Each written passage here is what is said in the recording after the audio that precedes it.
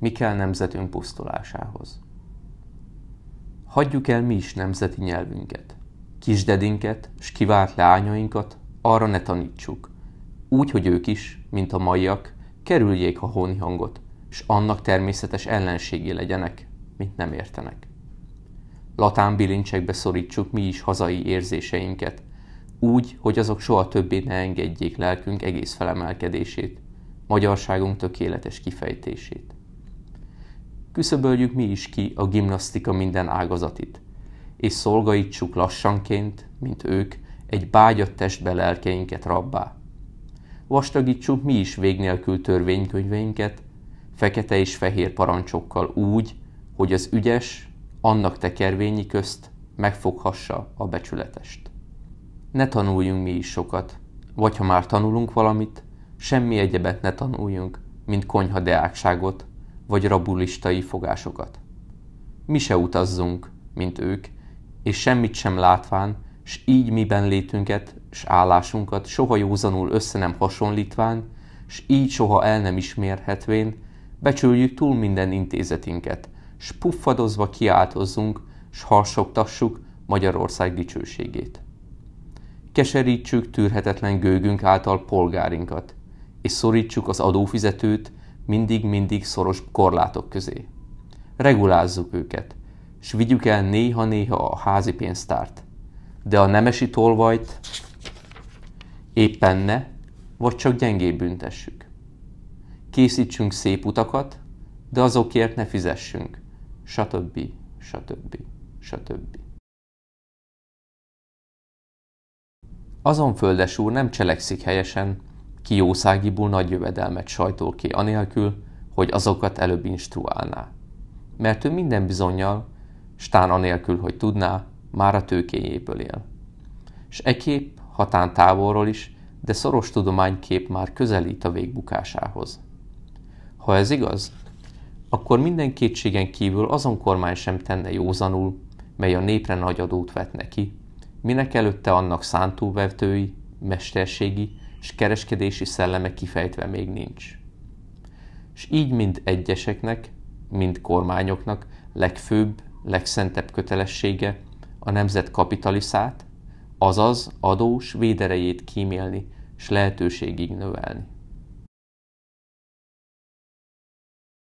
A legállatibb ember sem maradhat többé veszteg, ha egyszer tisztán látja át és isméri el nyomorult álláspontját, s kellő világú tükörben szemléli, mi hátra van mindenben, s mi szerencsétlen selejtességben sorvadoz mind lelkére, mind testére nézve. A tökéletesbet szomjúzó vágy, mely lelkünk legfőbb tulajdona, s annak halhatatlanságát oly világosan bizonyítja, s érezteti velünk, oka ezen előhaladási nemes ösztönnek, mely tán egyedül emel minket felül minden állaton, s túl annyira, hogy biztosan remélhetjük lelkünk egykori csodálatos erőre fejlendő hatalmát.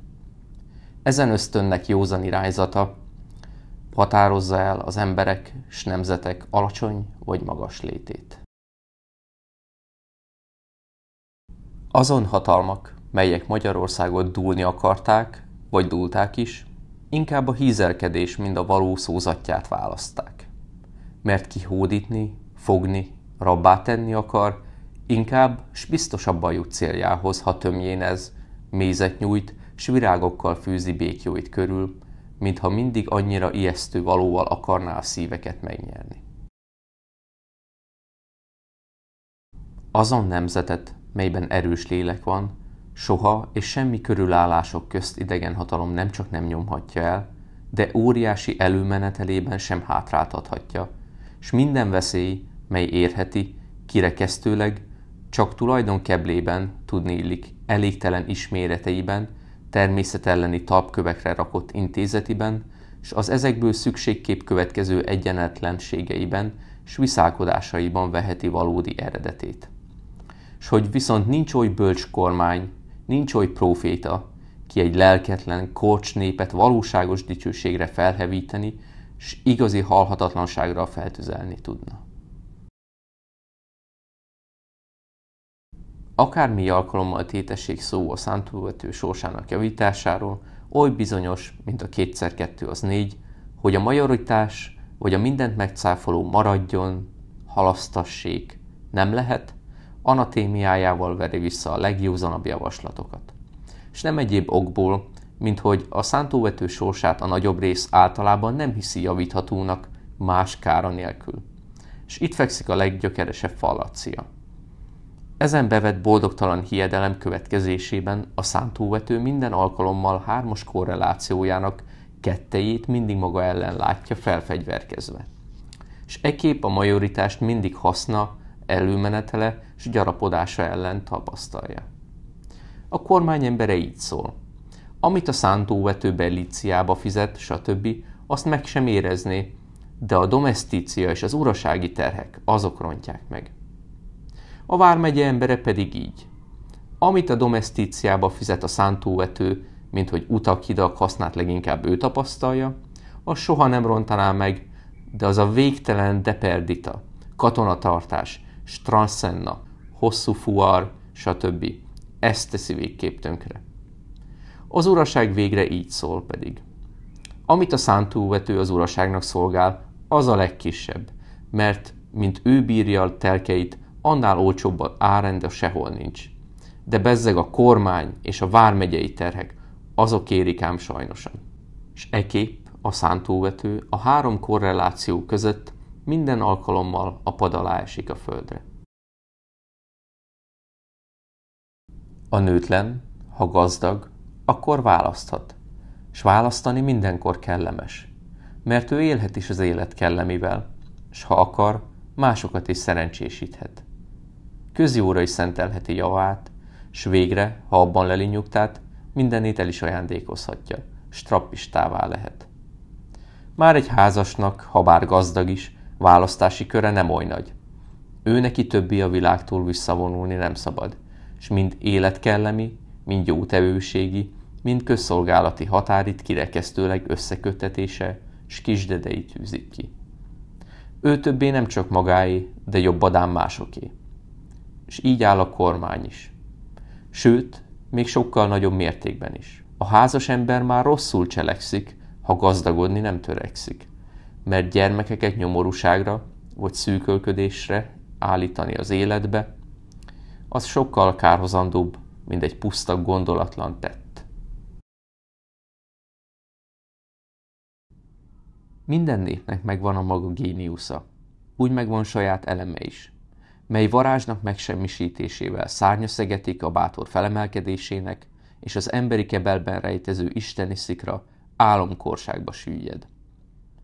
Mi nekünk magyaroknak elemünk nem kereskedési elsőbbség, vagy dicsés hírvágy, sem vallásosságból eredő elmélkedési szemv, vagy a szép művészetek köre, vagy a magas és fellengző tudományokbani búvárkodás és efélék, jól lehet, végirányunkban ez is mind ki van tűzve.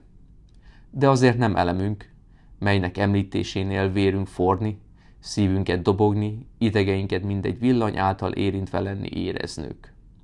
Mert ilyesmi valami szavakkal le nem is írható, csak akkor megyen bennünk végbe, s csak akkor emelkedünk földi erőnkön túl, és érezzük kedvünket isteni tűztől hevülni, mikor alkotmányos szabadságunkról, nemzetiségünk fertőzetlenségéről van szó, mikor ezeket fenyegeti veszély, midőn ezeknek megmentése körül epedkeblünk. Alkotmányos szabadság, felemelkedett nemzetiség a mi elemünk. Ez azon kútfő, melyből mindennek folynia kell. Míg más nemzetek a jelenben látszanak élni, s jellemzetük megelégedés és jókedv, mintha már elérték volna a nagy természetbeni állásukat, osztályrészüknek már birtokában volnának, a magyar, kinek egész létét oly sötét titok fedi, vagy nem remél többé semmit, s a múltban hiszi örökre eltemetve hír s nevét, vagy nagy idők folyamától vár lelki sebeire írt, s néha, de csak futó csillámként a messze jövendőben sejti nemzeti fényét, s látja megnyílni egét. Figyelmezz a németek társasági szellemére, figyelmezz zenéjének jellemére. A zenének, melyből oly valódilag tükröződik ki a külön nemzetek legbelsőbb érzelme. S fogod-e tagadhatni, hogy a német a jelenben él, a jelennek szedi virágait, s soha sem epekedvén a jövendőnek kockajátéka körül. Halljad zenéjét, s akaratod ellen vígalomra gerjedsz. Az utolsó húr elhangzása után azonban vége a varázsnak. Lelkedben nem marad semmi nyom. Laktam sokat németek közt, természetüket magamra alkalmazni iparkodván, s köztük a napnak, az egyébként kellemesen töltött napnak bezártával, elvágva érzém a jövendőt. Míg a jövő 24 óra, a szinte kélyek közt leélt 24 óra végével, minden jövendőbeli vágy nélkül szinte megint ott állék, ahol tegnap. Mit érzek viszont magyarok közt? Magyarok közt, kiknek lelkét nem bélyegzi meg az elkorcsolás szégyene. Mit érzek messze a világ zajától magamba vonulva? Bánatot és reményt. Zendítsd meg a nemzeti dal gyászhúrjait, s ámult kor mélyeibe süllyedve édes kínok közt Berzsenyivel elsírom bús ellégiámat. S ki nem vesz semmi azon hiedelemből, hogy a magyar nemzet volt.